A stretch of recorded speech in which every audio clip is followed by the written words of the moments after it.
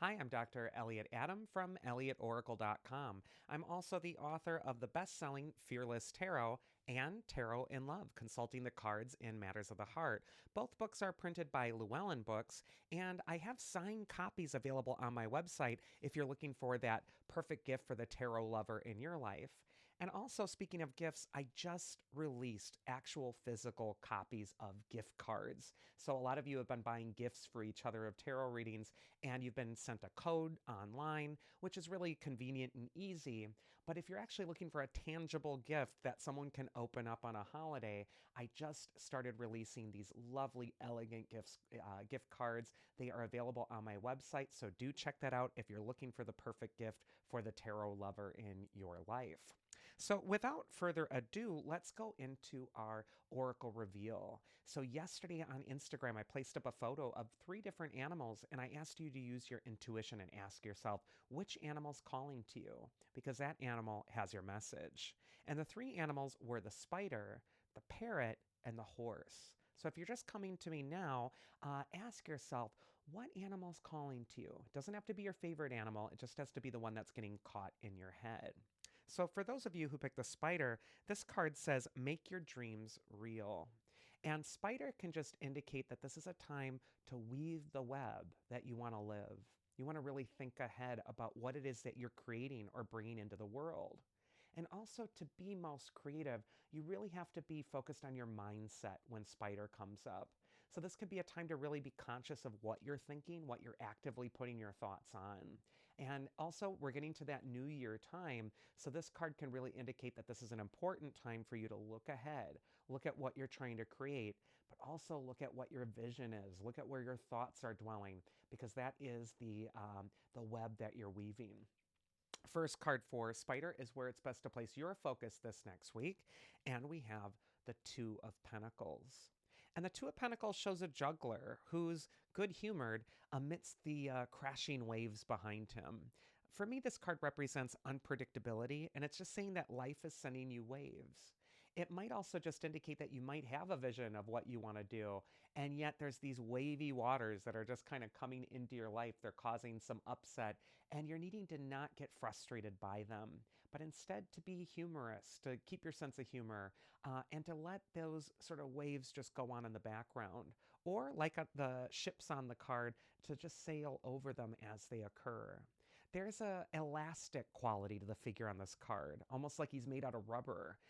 And so there's a sense like you don't want to be rigid this next week with your expectations. You want to have a broad-sighted vision, but expect the unexpected whenever the Two of Pentacles comes up. Next, we got advice from your inner wisdom this next week, and we see the Nine of Swords. And the Nine of Swords is just that card of worry, worry, worry. But what makes the worry of the Nine of Swords even worse is it's also a card of rumination and isolating. And a lot of times when this card comes up, it could just indicate that you need to be really mindful of anything you're stuck on. So if you're in an anxious spiral and you're like, well, what if that happens? And then what if this thing happens because this unexpected thing happened? And then, oh no, what if that goes there? You're basically setting yourself up for a self-fulfilling prophecy of disaster. And what you're needing to know right now is don't borrow trouble. If you don't actually have evidence for what is going to go so tragically wrong, it's time to stop borrowing that trouble from the future that hasn't even happened yet. Also, the Nine of Swords is a card of isolation, and the best antidote to it is sunlight. So it's talking to others, opening up maybe about your anxieties or your fears, and also seeking support from others with these things. That's what's really going to help you out. So I do see some unpredictable energy going on here, but you're really needing maybe to seek some support to help with it, or you're needing to catch yourself if you're falling into a mental trap. And finally, the mythic archetype that's going to help you this next week is Artemis. She's the goddess of the moon and selfhood and independence, but she's also the huntress. She holds the bow and arrow, and you can see her here aiming at her target in the distance.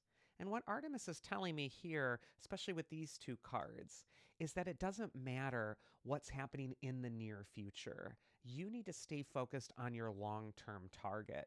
Artemis looks at things from afar, and she's able to aim at a distance. And I feel like you're just going to shoot yourself in the foot and sabotage yourself if you're getting stuck in the anxiety of the moment. So instead, really look ahead at what's still possible, keep your eyes on the prize, and don't let your panic or your worry talk you out of your best opportunities. Next, we're going to go into the Parrot spirit, and this card says, watch your words. And Parrot is a mimic in the animal kingdom. It's known for repeating what it hears. So sometimes this card could just ask you to be mindful of what your talking points are in life. Are you just parroting what someone else has said? Or are you really thinking about what's happening? Are you really being aware of what your words are saying and what they're meaning to other people? And then finally, words are powerful. They have the power to empower other people and build them up, or they have the power to erode their confidence or bring the energy down. And so this next week, it's really important if you're attracted to Parrot to be mindful of what you're communicating into the world. First card for Parrot is where it's best for you to place your focus, and how interesting we got the Knight of Cups reversed.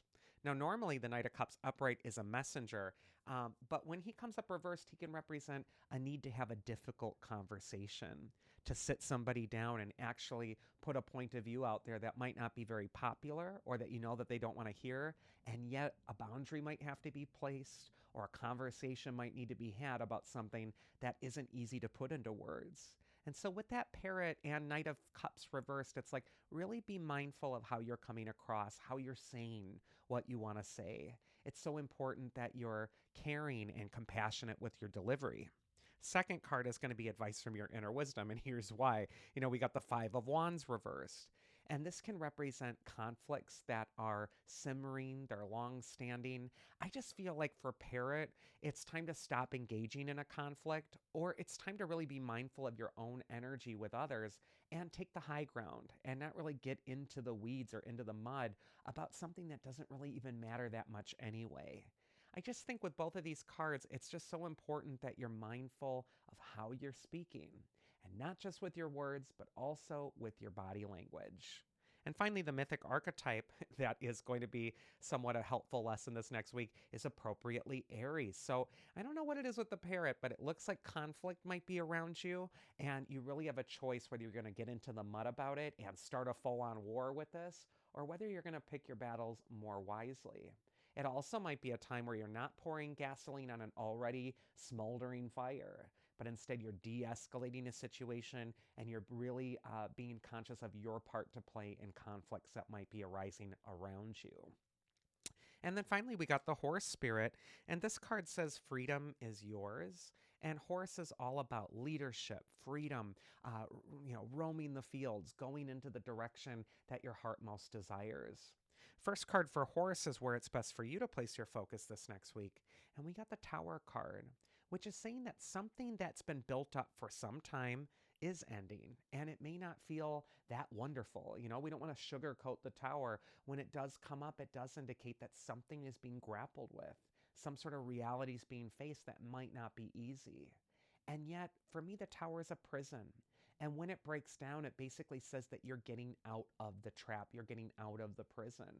And in the long term, this is going to set you free. So I just feel for horse, there's some acceptance about some difficult endings, but there's also the opportunity for some new beginnings that are going to follow. And I just feel like you want to let this old tower fall, stop staying in a state of denial about trying to keep it all together, but just let it go. Next card is going to be advice from your inner wisdom, and we got that Eight of Cups, which is all about walking away, letting it go, and getting back to what's authentic. The reason the Tower is difficult is because it keeps you trapped in denial or in a non-reality. And the Eight of Cups is all about seeking that truth again. You got the eclipse happening where the moon is blocking out the sun, representing your inner needs needing to take precedence over your image. So I just kind of feel like your inner self is calling you back home to your authentic self, and it's so important that you're really heeding the call. And the mythic archetype that's going to help you is Prometheus. He's an archetype of making a sacrifice for a greater good. So I do think there's a choice this next week for the horse that they may have to make a sacrifice or let something go. And yet, like the gift of fire, it's going to be for the best in the end. And that is this week's Oracle. I do hope you enjoyed it. If you did, you can always schedule a reading with me at elliotoracle.com. Otherwise, I hope you all have a safe and happy week, and I'll see you again next time, so take care.